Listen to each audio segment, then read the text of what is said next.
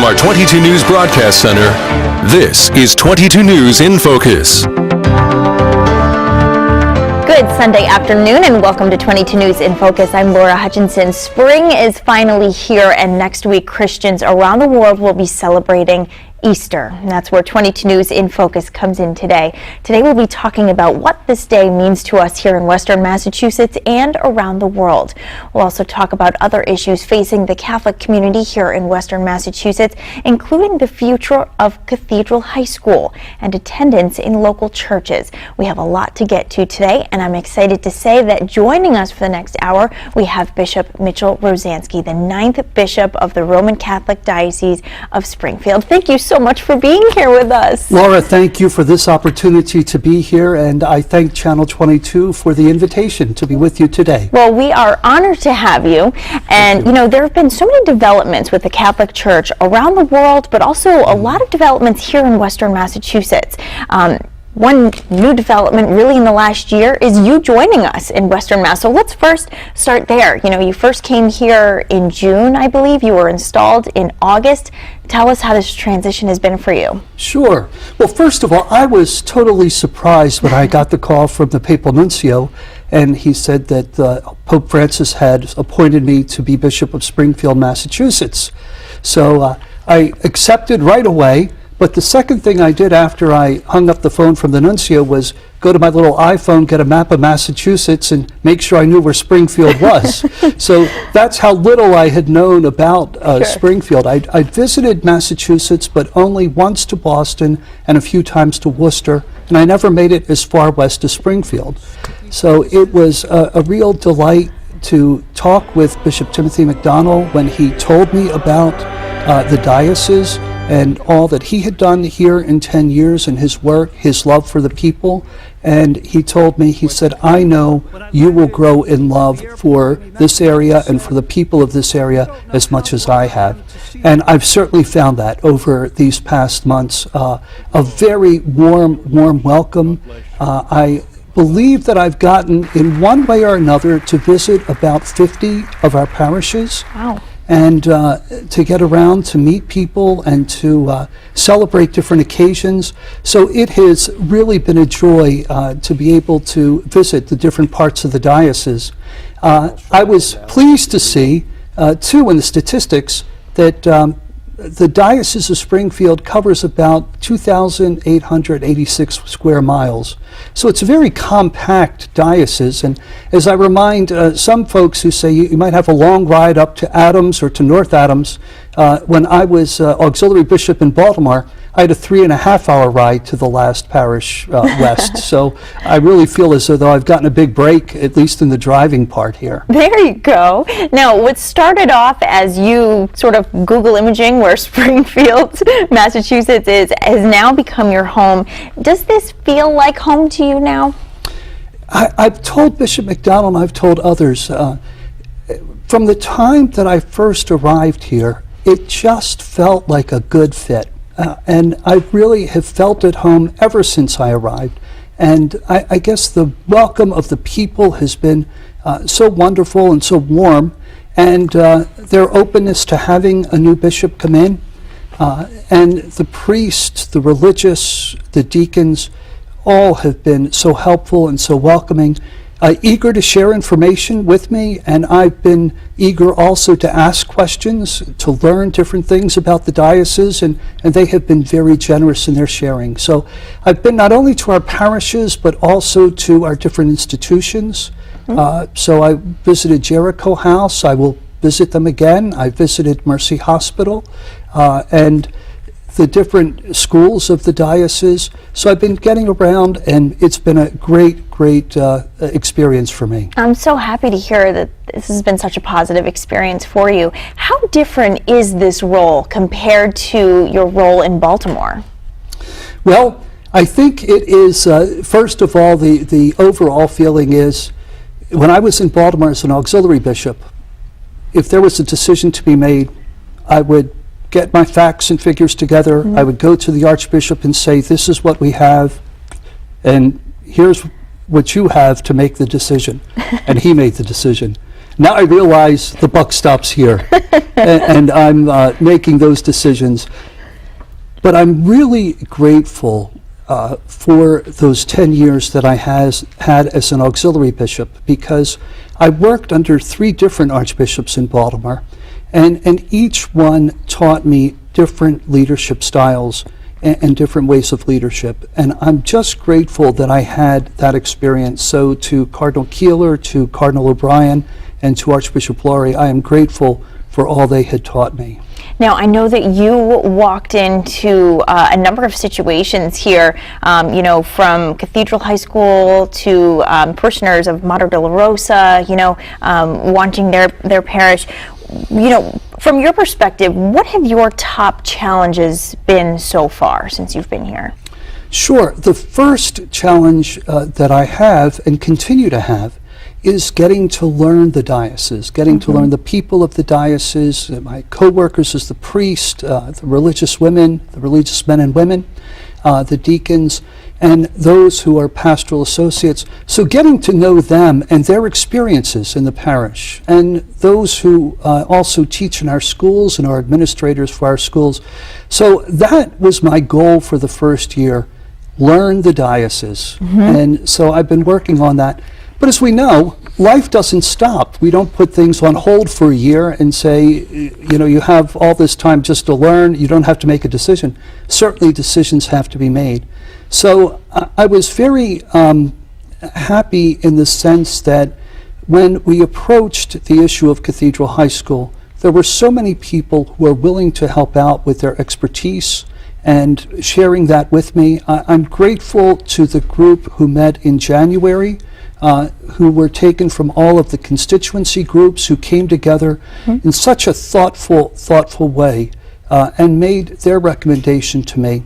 I'm grateful to the administrators and the staff of Holyoke High School. When I approached them with the idea of what had come out of that meeting, they said that makes sense, and we're looking at secondary Catholic education here in the Springfield area in a regional setting. So that gives me great hope, because it's thinking outside the box, but it's really thinking for the future of those students who will go to a regional high school, Catholic high school in our area. So that was very helpful in the way that everyone shared such information with me. And I know that parish closings were a big topic here in Springfield, and I heard about it when I came here from different people whose lives were affected. For us as Catholics, it's our experience of God that we find in the parish. The parish is our community, the parish is our home. But as a church, we also have to recognize that we're no longer the immigrant church that we were 100 years ago. And we don't have that population here. So the church too has to be able to adjust and to be able to not burden people with excess buildings and the upkeep of that excess property. So I know that tough decisions had to be made, and I commend Bishop McDonald and all who worked along with him. This is not an easy process. It's not an easy thing that a bishop would want to take on, but he did it with great courage and looking out as a true father for the diocese. And he indicated to me that there's still some healing that has to be done, some outreach to folks who really feel upset and still angry about some of the parish mergers and closings.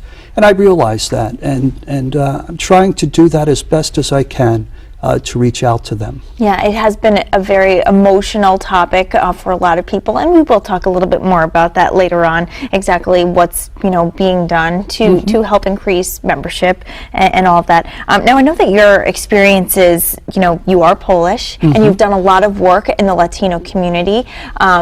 We have a large Latino community here, and as you know, a large Polish community here as well. Have you found that that's really helped you become adjusted here as well? And I've also found out this past St. Patrick's Day, a large Irish community too. Yes, you were in the parade. That's How right. was it? It was wonderful being in the parade. I really grew up and identify with many of the Polish customs, particularly around Christmas and Easter, and of a great devotion to the Blessed Mother. I mean, that has been a characteristic of Poland for centuries. And I really have felt very grounded in my Catholicism, partly because of growing up in a Polish culture. And so I find that here in Western Massachusetts. I didn't realize that until I arrived here, that there was such a large Polish population here in Western Massachusetts. But I've grown to really love being in the different places. They've shared food with me in wonderful ways. I don't think I've gained too much weight since I've been here, but hopefully I'll keep a very even keel on that. But to share in those customs, and also to see the enthusiasm of the Latino community, just to share the way that the faith is celebrated, the beauty of the songs, and the love of the people for their faith, that really gives to me, it heartens me a lot to witness that. And they too have been very sharing of their customs, their cultures, and their faith with me. And I've been very appreciative, as well as the rest of the people of Western Massachusetts. And I have to follow up with that. There's also a large Red Sox population here as well. And I know that you walked in as an Orioles fan. So have we switched you over to a Red Sox fan yet here in New England? Well, I've stuck with the Orioles for so many years, right. and I've been with them through thick and thin. So. And I still think Camden Yards, it's my prejudice, is the best ballpark in the whole league, in both leagues in the United States. Fair enough. It's going to take a while for me to really warm up to the Red Sox. You need to keep your identity, of course. Fair enough. Correct. Very good. And we do wish it were warmer for you here in New England as well this year. We've had a chilly start, but we have a lot more to talk about. I'm so happy that you're here. We're going to talk about the future of the local churches, Cathedral High School. We have a lot more to get to, so stay with us. We're going to continue our conversation with Bishop Rozanski. After this, stay with us. You're watching 22 News in Focus.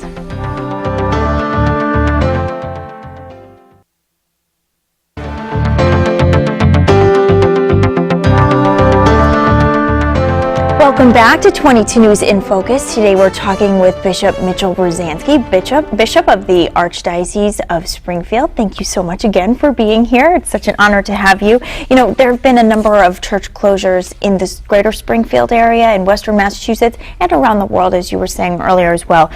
Now that you've had the chance to live here and sort of sink your teeth into the situation, maybe you feel like it hasn't been enough time yet, but now that you've spent at least a few months here, almost a year, you know, what do you think is happening in Western Mass? Why do you think that there has been a decrease in membership in some of the Catholic churches here? Sure. Laura, I think there's a number of issues that really affect the Catholic Church, not here only in Western Massachusetts, but really in the whole Northeast area and the Middle Atlantic area.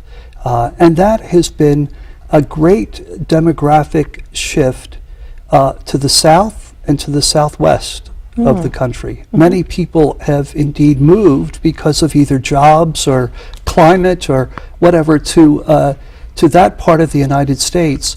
And also because of the Hispanic population that has come in. The growth of the southeastern and southern and southwest United States of the church has just been phenomenal. But of course, if you have growth in those areas, you also have a decline in population, particularly in the Northeast, and we felt that for many, many decades.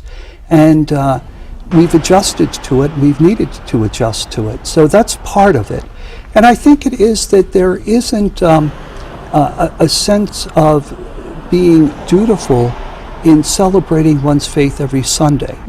So we've become a very convenient society, and sometimes if Mass doesn't really fit in the weekend schedule, people will choose to do other things.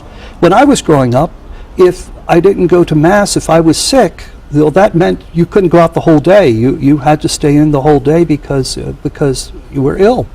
So I think we have a different attitude in the way of approaching Mass and the Sunday obligation and being together with the community.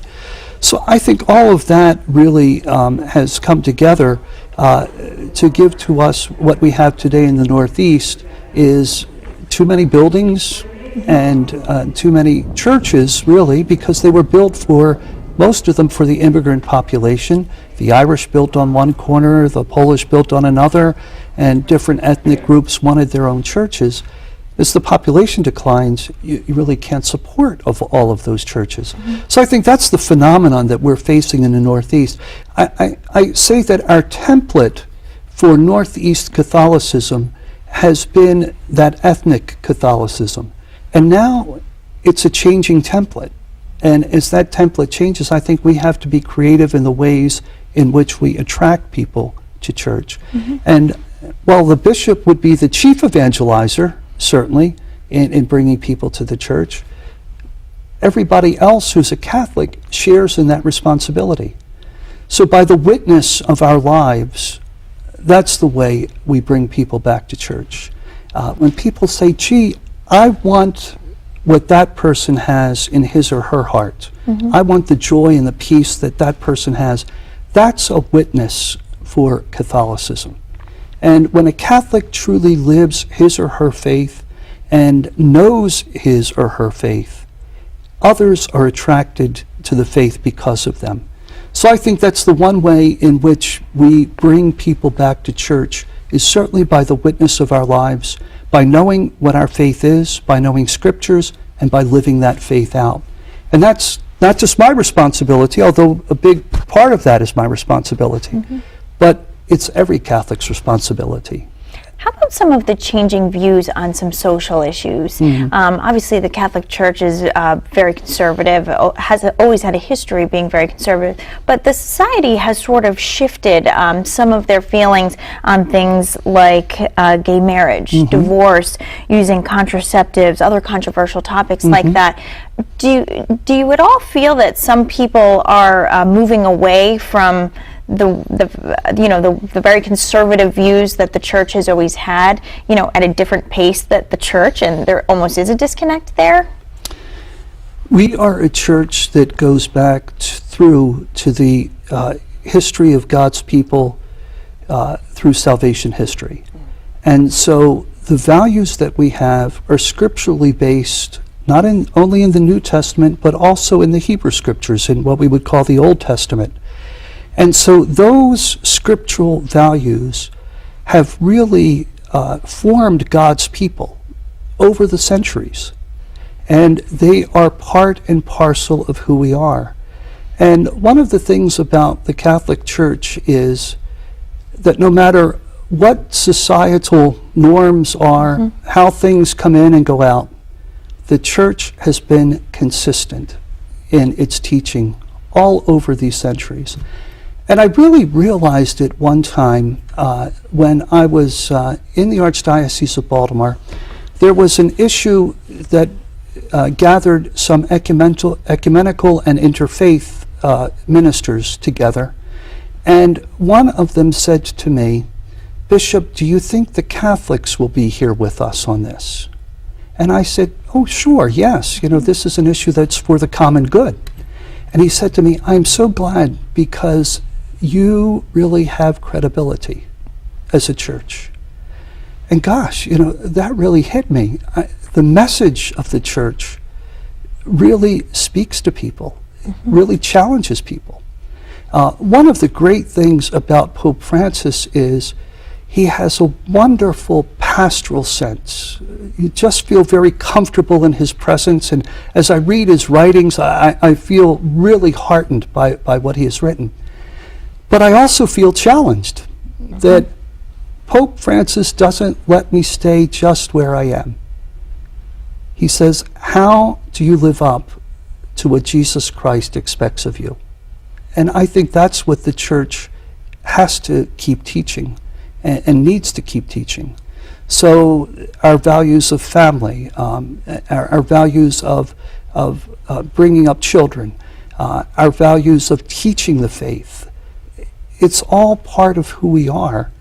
And it goes back so many centuries that it's our fabric, and we can't change that fabric. We don't live according to society's norms or fads or ins and outs.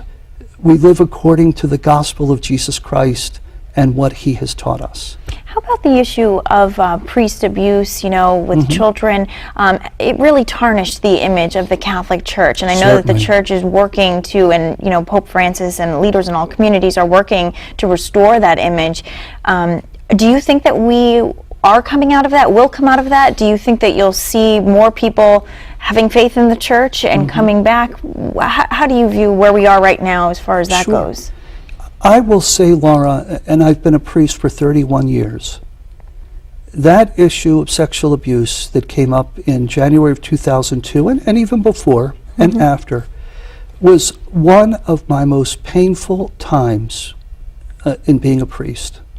And I think, too, like many other priests, I questioned, gosh, what am I doing in this? What am I doing? What is my vocation in all of this?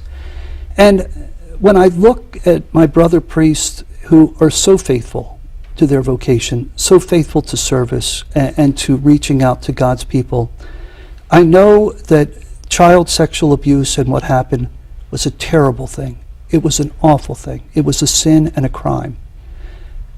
But it doesn't characterize what the priesthood is. It doesn't characterize what the Church is. It is a sin and a crime that has to be addressed. I think that's why we became, after that, so very vigilant in protecting our children and in screening for anybody who is coming into either the diaconate or to the priesthood. So it has helped to change the Catholic Church in this country, and I think throughout the world.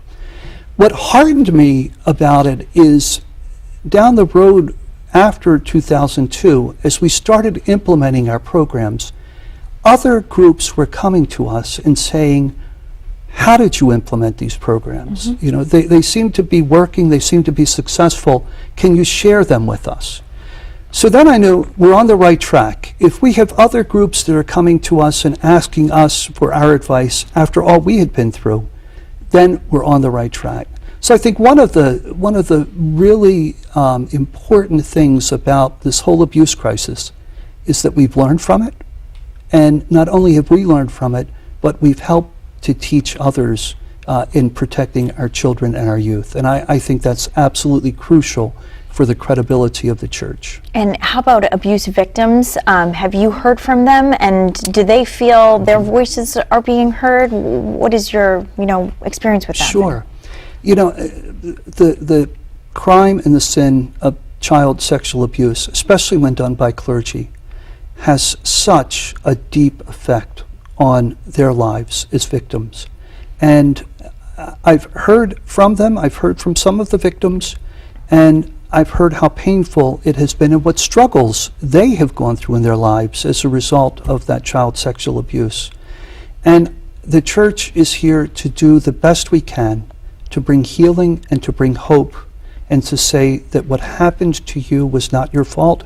It was an awful, awful thing that should have never happened.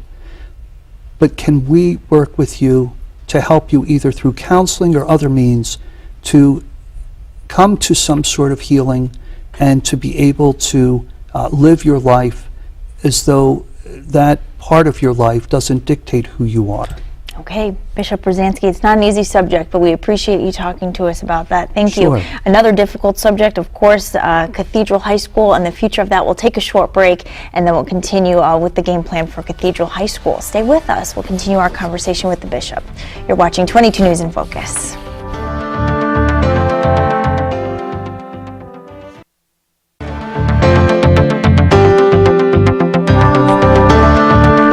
You're watching 22 News in Focus. We're continuing our conversation now with Bishop Mitchell Rozanski, Bishop of the Roman Catholic Diocese of Springfield. And we've discussed your transition to bishop here in Western Massachusetts. We've talked about issues with the Church and, sort of getting more people to come in and have faith in the Church.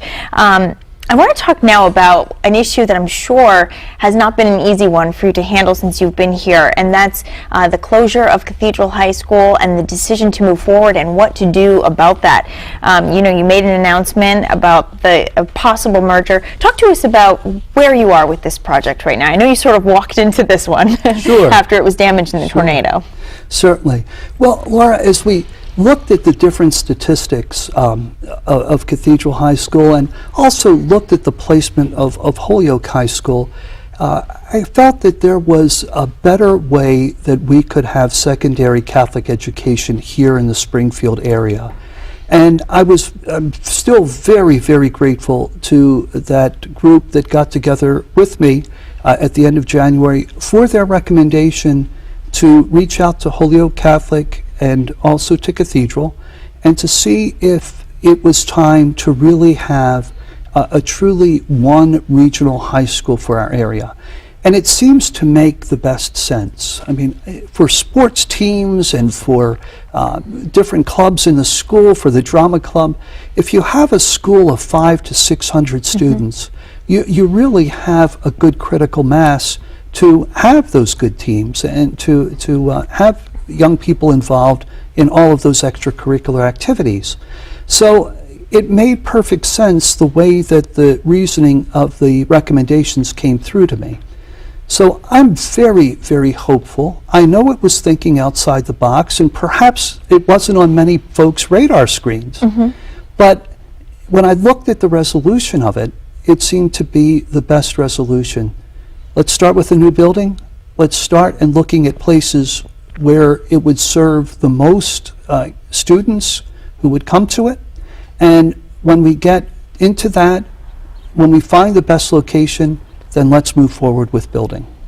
And that's what I'm visioning, hoping to happen for this new school, this new regional school.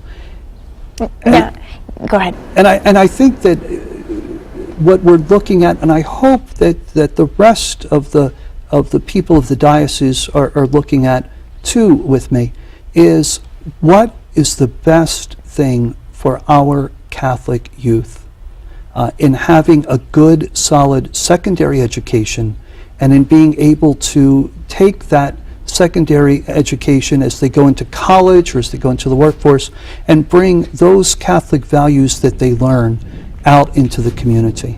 They're our best ambassadors. Now, I know that this started long before you got here. This started really after the June 1st tornado in 2011, almost been 4 years now. Can you help me understand exactly why it has taken this long to come to a resolution? And again, I know this started before your time, but you have some inside knowledge and maybe can help us understand why it has taken so long. Sure. Well, I guess many folks in their homes have had some damage either from storms or floods or whatever, and they know that one of the things that you have to get rolling is dealing with the insurance companies. So Bishop McDonald, after the tornado destroyed Cathedral High School, the St. Michael's Priest Retirement Home, damaged part of St. Michael's Academy, and a few of our other parishes also sustained damage in that, went to the insurance company, and the insurance company, for all of that damage, offered him a settlement of $15 million. And Bishop McDonald knew very well, first of all, he had great experience in the Archdiocese of New York because he worked with the buildings and properties of that Archdiocese. He knew very well that $15 million didn't cover even one of the projects. And he decided to go into arbitration. And we know that that takes a while. And it did take probably about 2 years, if not more, before finally a settlement that was agreeable could be reached. And of course, while you're going through that arbitration, you can't plan for anything because you don't know the outcome of what that arbitration is going to be. So he very patiently, and everyone along with him very patiently, went through that arbitration. And so finally came to the time when I arrived on scene here in the diocese, and looking at both the settlement that was given and the money that had already been spent, first of all on the deconstruction of the Surrey Road site, and on the other issues of renting out a building in Wilbraham for Cathedral High School and all, the cost of transportation to and from sports events, for the sports teams and all. So all of that, once we looked at that, and then what is available to build the school, it just seemed, it's a lot, but it seemed, in my view, we're not building for the next 5 years, we're not building for the next 10 years. What we're building for really is the next 5 decades.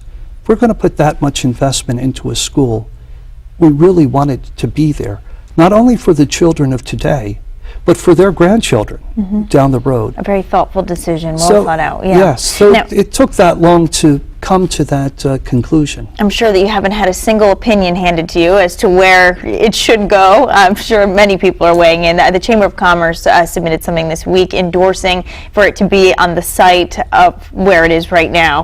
Not in Wilbraham, but it's Surrey Road. Right.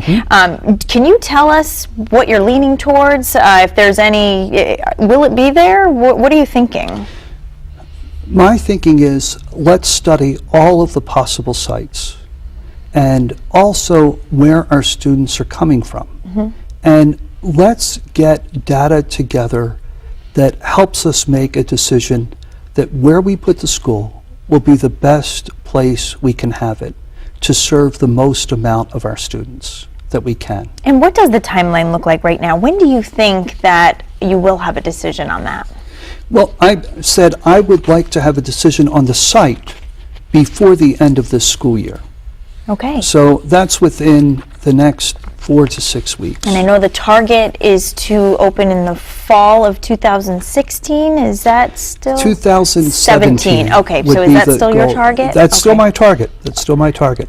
But I think we have to do, as I said before, we have to do our homework.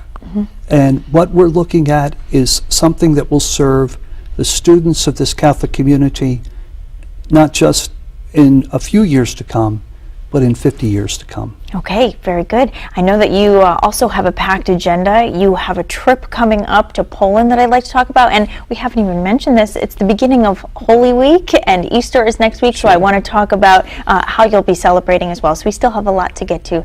Stay with us. We'll continue our conversation with Bishop Rozanski after this. You're watching 22 News in Focus.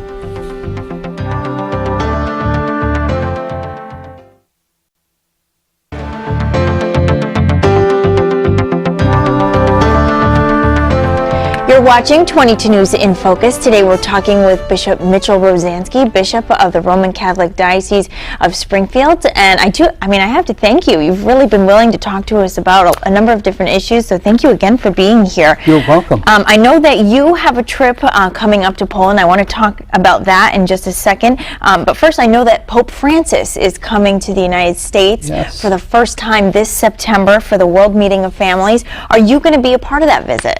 I hope to be. And I just found out at the administrative board of the Conference of Catholic Bishops that Pope Francis will meet with the bishops in Washington. So I'm sure that most of the bishops of this country will be there for that meeting. The first part of his visit will actually be in Washington, D.C. And of course, that's where he will address the joint session of Congress.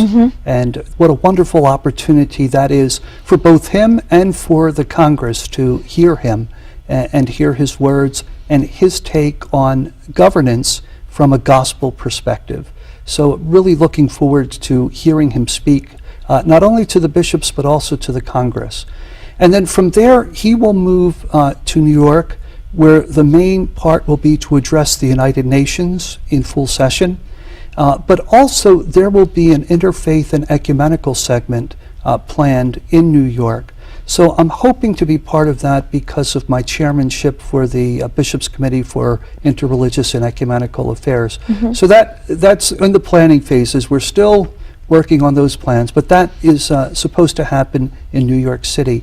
And then, of course, he will move from New York City to the wonderful gathering of families in Philadelphia. So there he will celebrate a Mass, and There will be different workshops. There's a whole week of different events that are planned leading up to that celebration of the Mass with the gathering of families there. Well, next time we'll have to get him to Springfield, right? I hope so. He would love coming to Springfield, indeed. Let me ask you, how have you felt about his leadership thus far? And also hearing recently him talking about possibly having a short term as Pope, talking about the travel being hard on him, and he's a very real person who said that it's a busy schedule and he's not sure how long he will stay in that leadership position. Your thoughts on that and his leadership so far? Sure. People say, I love Pope Francis. I love what he's doing and all that. And I challenge them. I say, are you really listening to what he is saying? Because what he is saying is very challenging to me personally. And what he is saying is very challenging to Catholics. I think he's calling us to really live the fullness of our faith. He's doing it in a pastoral way, and he's doing it in a truly Jesuit way, in leading by example, and showing us how to really live our faith. For example, he was photographed going to confession in St. Peter's Basilica. So when he speaks about the sacrament of reconciliation, you know that he himself avails himself to that sacrament and certainly practices everything that he is teaching us. His concern for the immigrants at Lampedusa and his concern for the immigrants throughout the world. He went there early in his papacy to show his concern for those who were being killed trying to reach the shores of Italy, and that he was in solidarity with them.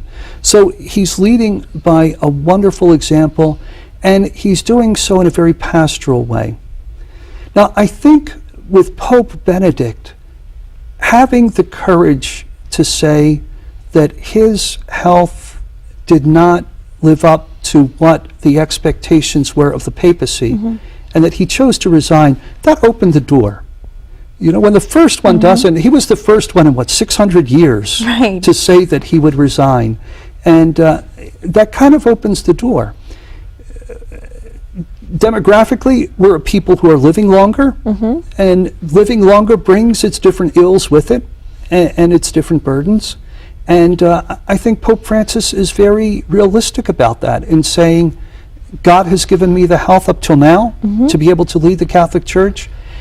At a point where I don't have that health to do so, or feel as though I cannot do so in giving 100% of myself, then it's time to say, well, I need to think about resignation.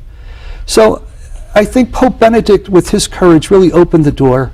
Pope Francis saw that example and really resonated with Pope Benedict's example, and is willing to step down if he feels it's for the good of the Church. I guess it's something only time will tell. There was nothing very definitive, but just sort of opened the door to it, as you were saying. That's correct.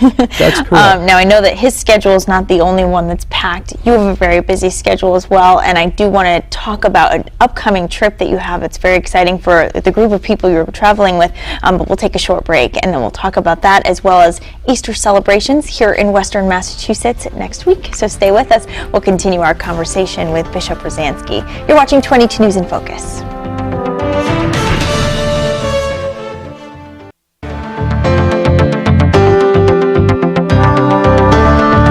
You're watching 22 News in Focus. Today we've been talking with Bishop Mitchell Rozanski, Bishop of the Roman Catholic Diocese of Springfield. We've talked about a number of issues, some issues facing the church, as well as the future of the high school there in both Springfield, the Cathedral, and Holyoke Catholic as well. So it's nice to hear about what's going on with that. Now, I know that you have a very busy schedule. You have a trip coming up yourself. You're going to be traveling with students to Poland. Tell me about this. Sure.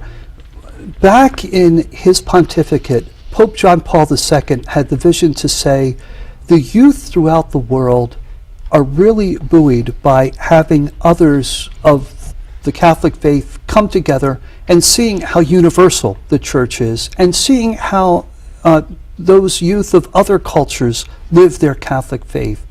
And I think when Pope John Paul II, now St. John Paul II, proposed that idea, a lot of people said, gosh, what's that going to be like? And then when the World Youth Day started, and of course we've hosted one here in Denver in the 1990s, and in different cities throughout the world, and the last one was in Rio de Janeiro, and to see the amount of young people who come together. First of all, they make great sacrifices because the World Youth Day happens every 2 years. So the one in Krakow will come up in August of 2016, but we're making the plans. So in different ways, the youth that are going are raising the money so that they can go on the trip, and making the plans. And we as a Diocese of Springfield are making those plans so that our young people can join with thousands from throughout the world over in Krakow. And for them, I think it will be an exciting time because it's an opportunity to get together with youth throughout the world, to study their faith more in depth, and to be vivified by being together and celebrating our Catholic faith. And of course, that will take place in Krakow. That's such a beautiful, beautiful Polish city. It was literally untouched for the most part by World War II. So the beauty of old Krakow is still there. And in that great center of Catholicism in Poland, and also the Archdiocese where St. John Paul II was the Archbishop. So we have a lot of history there. The Divine Mercy Shrine is there, the Basilica that's dedicated to Divine Mercy. So there's so many things that we will be able to see in the city of Krakow itself that will inspire us about our Catholic faith, plus the time that we will be together, and of course, when Pope Francis comes to celebrate the Mass there, and that's the culmination point of World Youth Day. That is exciting. So I'm very excited that our diocese will be involved in those plans and that we will have young people who will be going over there. And about how many people will be joining you for that? We're still signing up. Okay. I'm hoping that we have at least 50 people to Wow. go over. So we'll see what we can do as a diocese to get over there. What an exciting trip. That really will be such an honor for those students, I'm sure, to be able to go over with you and do that. Oh, I'm looking forward to it. And of course, it's so nice to have you today because this does kick off Holy Week and of course culminates with Easter. Talk to me about this week and what this means to you personally and how you're going to be celebrating here in Western Mass. Sure. Certainly over my years as a priest and as an auxiliary bishop, I've attended the Chrism Mass. And the Chrism Mass is, particularly for priests, I believe, very poignant because it's the day when priests, during that Mass with the bishop, renew their vows. So I always, as a priest or as an auxiliary bishop, was led by the Archbishop who renewed our vows. And this time it's very poignant for me to be able to preach at the Chrism Mass, to lead the priest in the renewal of their vows as priest, and to consecrate the holy oils that will be used throughout the diocese for the sacraments of baptism and of confirmation, of anointing of the sick, and for ordination.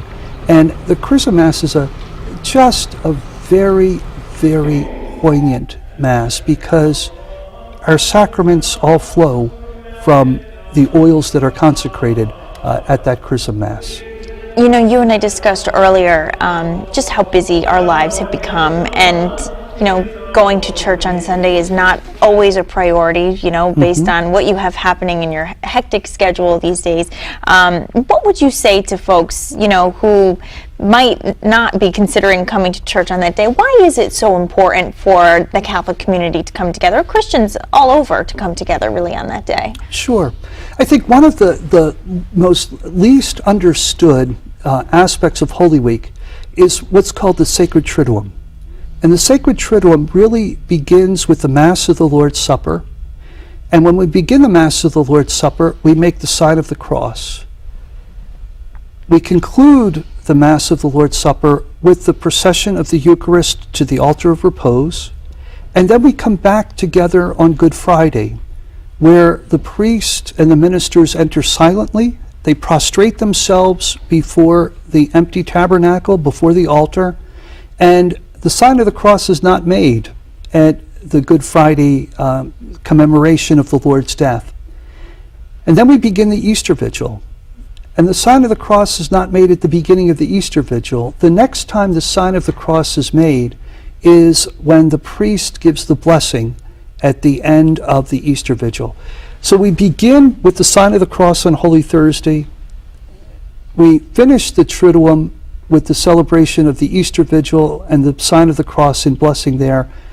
And those two ways of making the sign of the cross really enfold those 3 days, those liturgies. So we look at them as really one continuous liturgy, and celebrated in the proper way and entered to in the proper way.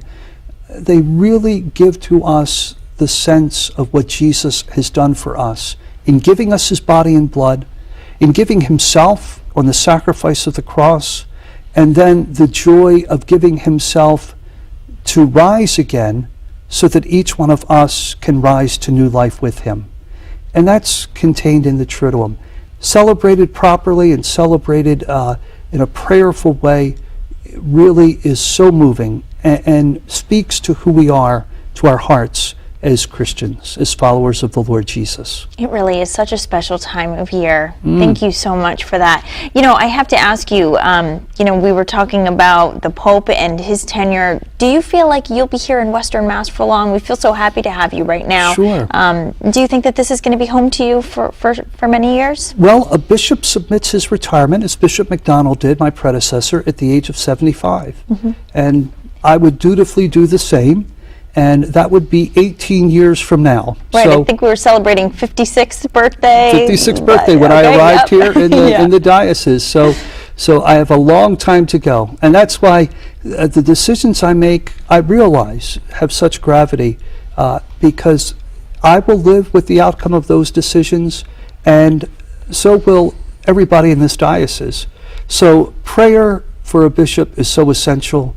And that's why I love celebrating Holy Week, because it gives me the time to really immerse myself in prayer and being able to be in communion with the Lord Jesus, ask him for guidance of his Holy Spirit, and the graces of this Lent and Easter season are just abundant. And I know that they are for me. I feel them, especially my leadership here in Springfield, and I pray for that for all of the people of Western Massachusetts. Bishop Rozanski, thank you so much for being here and talking to us. You've talked to us about a number of issues affecting so many different people, some very controversial issues that I know aren't easy to always talk about, and other lighter issues. You know, it just means a lot to people to be able to hear from you for a full hour, no less. So I'm so happy you were here with me today. Laura, thank you for this invitation, and what a joy and privilege it has been to be here and to be a bishop here in the Diocese of Springfield. And to have a wonderful Holy Week and Easter celebration to you as well. Thank you. And we'll have the last word for you after the break. Stay with us. You're watching 22 News in Focus.